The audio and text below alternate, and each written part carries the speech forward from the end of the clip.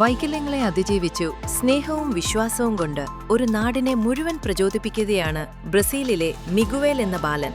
ഡോക്ടർമാർ ഗർഭഛിദ്രം ശുപാർശ ചെയ്തപ്പോൾ അവന്റെ മാതാപിതാക്കൾ ദൈവവിശ്വാസത്തിൽ അടിയുറച്ചു അവന് ജന്മം നൽകാൻ തീരുമാനിച്ചു.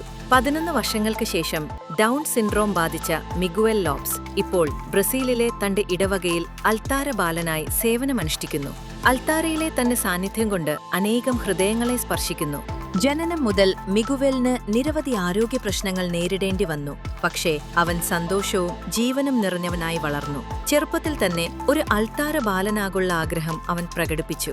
അവന്റെ ഇടവക കുഞ്ഞു മിഗുവേലിനെ സ്വാഗതം ചെയ്യുകയും അൾത്താര ശുശ്രൂഷയിൽ പങ്കെടുക്കാൻ സഹായിക്കുന്നതിനുള്ള വഴികൾ തേടുകയും ചെയ്തു. ഈ കുഞ്ഞു ബാലന്റെ അൾത്താരയിലെ സാന്നിധ്യം അനേകർക്ക് വിശ്വാസം പകരാനും യുവജനങ്ങളെ പോലും യേശുവിലേക്ക് അടുപ്പിക്കാനും കാരണമാകുമ്പോൾ അവന്റെ മാതാപിതാക്കൾ പറഞ്ഞ ഒരു ദൈവവിശ്വാസത്തിന്റെ വലിയ സാക്ഷ്യമായി മാറുകയാണ്.